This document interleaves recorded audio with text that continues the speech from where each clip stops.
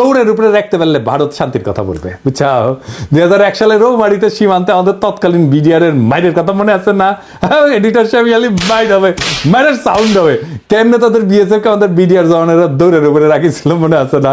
হ্যাঁ, তো তখন ভারতের অনেক সৈন্য মারা গেলেও ভারত কিন্তু আমাদের সাথে শান্তি স্থাপন করেছিল, কারণ তারা বুঝেছিল যে বাংলাদেশ তাদের দৌড়ের উপরে দাবরানির উপরে রাখতে পারে। তাইলে ইন্ডিয়ার সাথে শান্তি স্থাপনের একমাত্র পথ হইতেছে, একমাত্র রাস্তা হইতেছে ওরা দাবরানির উপরে রাখা। আরেকটা উদাহরণ দিই, 1962 সালে ইন্দোচীন যুদ্ধে চীনা সেনারা ভারতের সেনাদের নাকানো জমিতে খাইছিল, একটা অংশ দখল করে নিয়েছিল। ভারত তখন দ্রুত নাকে খত দিয়া চীনের সাথে শান্তি স্থাপন করেছিল, কারণ ভারত জানতো যে চীনকে আক্রমণ করলে তাদের খবর আছে, বুঝেছাও? তার মানে ওরে যত দাবরানির উপরে রাখবেন ও শান্তি শান্তি করে আপনার কাছে আসবে। 1 নাম্বার সূত্র কয়া দিলাম। তাই আমাদের সেনাবাহিনীর সাহস নিয়ে লড়াই করার কিছু ডেমো ভারতকে দিয়ে দিতে হবে। আমরা অলরেডি একটা ডেমো দিছি যখন নতুন করে বর্ডারে কাঁটাতার লাগাইতে গেছিল না, কিন্তু এটা তেমন কোনো ডেমো হয় নাই, এটা আরেকটু ভালো করা লাগবে আর কি। আবার ফাজলামি করলে না, রৌমারির কথা মনে করাই দিতে হবে, কলে মাথায় ঢুকাই দিতে হবে যে ভারতকে দৌড়ের উপরে রাখলে তারা শান্তির কথা বলবে। ওর তত্ত্ব দিয়াই ওরে মাইট দিতে হবে। ও কেমনে কূটনীতি চালায়, ওর কূটনীতির মাইন্ডে কি কাজ করে সেটা বুঝা ওর মতো যদি কাজ করেন তাইলে কেস ফতে। এবার আসেন যুদ্ধনীতি। কৌটিল্যের যুদ্ধনীতি কি? কৌটিল্যের মতে একজন রাজা তখনই যুদ্ধের জন্য আক্রমণ করবে যখন দেখবে যে তার অবস্থান শত্রুর চেয়ে শক্তিশালী। কথা সত্য। এই যে 1971 সালের কথাই ধরেন না, পাকিস্তান যখন আমাদের আক্রমণ করলো তখন ভারত আমাদের সাথে এসে সাথে সাথে যুদ্ধ করে নাই। তারা দেখিছে যে আমাদের মুক্তি বাহিনী কতটুকু যুদ্ধ করতে পারে। যখন মুক্তি বাহিনী আমাদের পাইরা ফেলাইছে না পাকিস্তানি বাহিনীদের, যখন দেখেছে যে মূল কাম সাইরা ফেলাইছে, তখন 3রা ডিসেম্বর 71 সালের মুক্তিযুদ্ধের শেষের মাত্র 13 দিন আগে যৌথ কমান্ড গঠন করিয়া মুক্তিযোদ্ধাদের ক্রেডিট নিয়ে বাংলাদেশকে স্বাধীন করিয়া দেওয়ার ক্রেডিট নিয়ে নিছে, বুঝছাও? এটা হইল ভারতের সামবাজ যুদ্ধনীতি। এরা তখনই যুদ্ধ করবে যখন তারা বুঝে যে তাদের জেতার সম্ভাবনা 100%।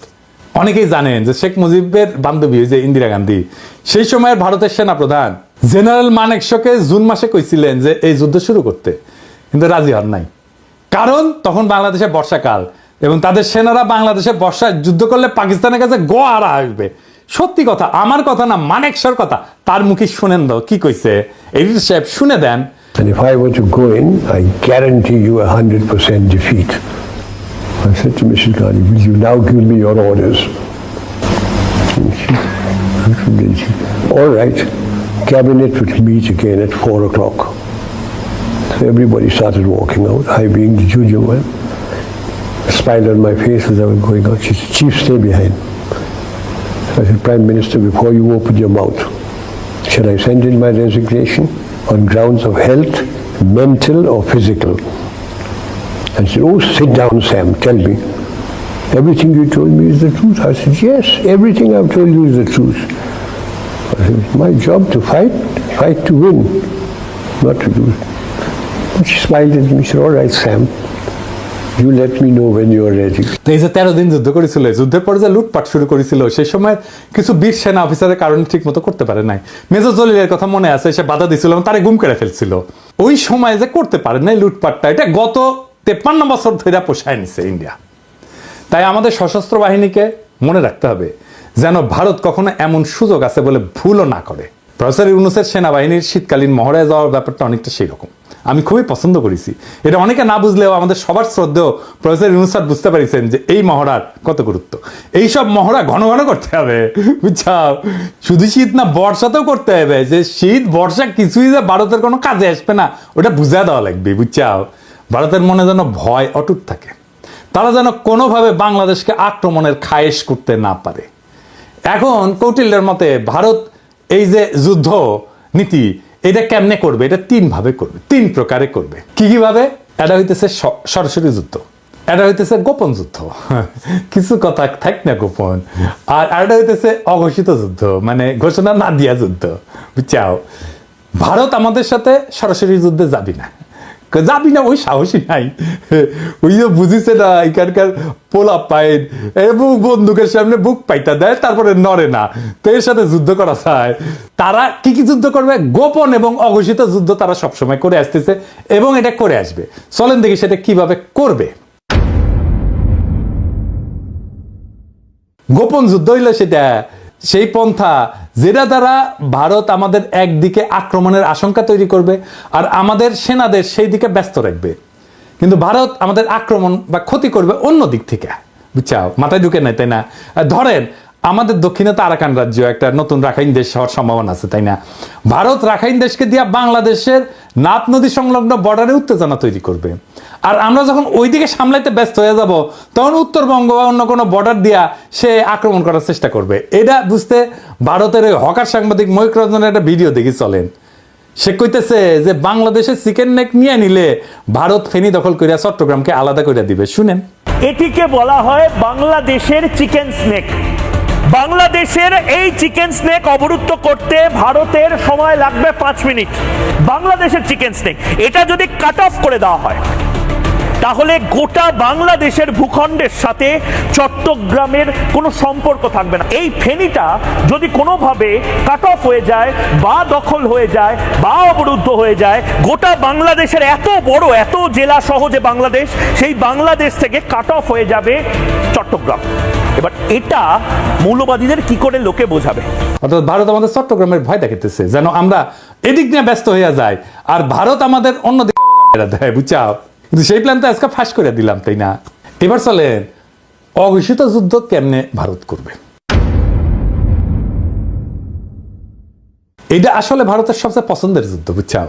এই যুদ্ধে তারা তাদের সরকারি এজেন্ট, ধর্মীয় এজেন্টদের ব্যবহার করবে। তারা এই কাজ শুরুই করে দিছে। সরকারি চাকরিতে ভারতের দালালদের দিয়া অস্থিরতা তৈরি করেছে, ক্যাডারে ক্যাডারে দ্বন্দ্ব করেছে। এইটা প্রফেসর ইউনূসের সরকারকে কাজ করতে না দেওয়ার একটা কুবুদ্ধি। তাই আমি আগেও বলছি, এখনো বলি, ক্যাডারে ক্যাডারে দ্বন্দ্বের সমাধান করা জরুরি। এই ক্ষেত্রে কোনো কথা শোনা যাবে না, কঠোর হইতে হবে। যারা এই দ্বন্দ্ব ধৈর্য রাখতে চায় ওরা ভারতের দালাল। সবার অধিকার এবং প্রাপ্যতায় সাম্য দরকার। তারপর যদি আমলারা যদি কাজ ঠিক মতো না করে, তাহলে পাছায় লাথি দিয়ে চাকরি থেকে বের করে দেন। আমি গত ভিডিওতে তো পররাষ্ট্র অফিসারদের সুযোগ সুবিধার কথা কইছিলাম, তাই না? প্রশাসন ক্যাডার মনে হয় আমার উপর মাইন্ড করেছে যে দাদা তো ওদের কথা কইলে আমাদের কথা কিছুই কয় নাই। হ্যাঁ, এবার বুঝেন কেন বলছি। যতদিন ক্যাডার ক্যাডার দ্বন্দ্ব থাকবে ততদিন আমাদের সার্বভৌমত্ব ভারতের আগ্রাসী নীতির হাতে পরাজিত হওয়ার সম্ভাবনা থাকবে। এটা তো আমরা হতে দেবো না, তাই না? তবে সুযোগ সুবিধা পাওয়ার পর আমার কূটনীতিক সহ 25 ক্যাডারের ভাই বোনেরা যদি কাজ না করেন আর ভারতের সামসামি না ছাড়েন, তাইলে আপনাদের কলে খবর আছে, কইয়া দিলাম। বুঝছেন? আমি যখন ধরি না তখন কিন্তু কচ্ছপের কামড় দিয়া ধরি। আর একটা উদাহরণ দিই, ওই যে চিন্ময় প্রভুপাদের কথা মনে আছে না? ওরে দিয়া ভারত সুন্দর একটা গেম সাজাইছিল কলে, যেন হিন্দুরা এই সরকারের বিপক্ষে কাজ করে। সাথে ভারতের কিছু বেতনভোগ বাংলাদেশি দালালও ছিল। ওই যে প্রথম আলো, তার দিল্লি স্টার, এটা আছেই। কিন্তু স্যার সেই ওখানে আসার মেরে দিচ্ছে ভালো করিয়া। একইভাবে দিল্লির সাতপন্থীদের দিয়া ধর্মপ্রাণ মুসলমান তাবলিগের সদস্যের মধ্যে মারামারি সৃষ্টি করছেন, সেটাও আমরা সামলাইছি কলে। এইরকম আরো আসবে, কিন্তু এখন আর লাভ হবে না, কারণ সবাই বুঝে গেছে যে ভারত কিভাবে এই কাজটা করে বা করবে। এইটা ভারতের অনেক প্রিয় মেথড, কিন্তু প্রিয় পদ্ধতি। ভারত আগেও তাই করেছে। 1975 সালে শেখ মুজিব জয় বাংলা করে দেওয়ার পরে ভারত আমাদের পার্বত্য চট্টগ্রাম এলাকায় শান্তি বাহিনীকে ফান্ড করেছিল, ট্রেনিং দিছে, তারপরে অশান্তি সৃষ্টি করেছে। আরে হারামজাদা কাদের সিদ্দিকী ওরে আশ্রয় দিচ্ছে। আদের সিদ্দিকী তার বাহিনী নিয়ে বাংলাদেশের ভিতরে আসে আক্রমণ করিত, এবং কাদের সিদ্দিকীর বাহিনীর সাথে আমাদের সেনাবাহিনীর যুদ্ধ হইতো। কিন্তু অনেকে গলে বীরুত্তম খেতাবও পাইছে, এবং আমাদের অনেক অফিসার মারা গেছে, সৈনিক মারা গেছে। আর এই হারামজাদা রাজনীতি করিচ্ছে, ওর তো এখন জেলে থাকা উচিত। আবার দেখেন, ওই যে শেখ মুজিব জয় বাংলা হওয়ার পরে যে শান্তি বাহিনীকে ফান্ড করেছিল না ইন্ডিয়া, আবার যখন কাটাল রানী 1996-তে ক্ষমতা এসেছে, তখন ইন্ডিয়া আবার ওই সমস্যার সমাধান করে দিচ্ছে 1997 সালে, যেন আওয়ামী লীগ বাহবা পায় আর বাংলাদেশ তাদের হুকুমের দাসী হাসিনা দ্বারা পরিচালিত হয়। একই কাজ তারা শ্রীলঙ্কায় করেছে তামিল হিন্দুদের নিয়ে, নেপালে করেছে মাওবাদীদের নিয়ে, পাকিস্তানে বেলুচিস্তানে একই গল্প। বাংলাদেশে যেন তারা এই কাজ করতে না পারে সেই দিকে লক্ষ্য রাখতে হবে। বর্ণ, গোত্র, ধর্ম নিয়ে যারা লাভ দিবে, ঝামেলা করার চেষ্টা করবে, ইসলামকে বাংলাদেশে বিতর্কিত করার চেষ্টা করবে, এরা সবাই ভারতের দালাল, এটা মাথায় রাখতে হবে। এবার দেখি কৌটিল্যের নিরপেক্ষতা কূটনীতি কি। কৌটিল্য কাছে যদি কোনো রাজা মনে করে যে তার শত্রু রাষ্ট্রের ক্ষমতা তার সমান এবং এই ক্ষমতার সাম্য তাদের পারস্পরিক ক্ষতি হইতে বিরত রাখে, তবে রাজা সেই রাজ্যের প্রতি নিরপেক্ষ থাকে।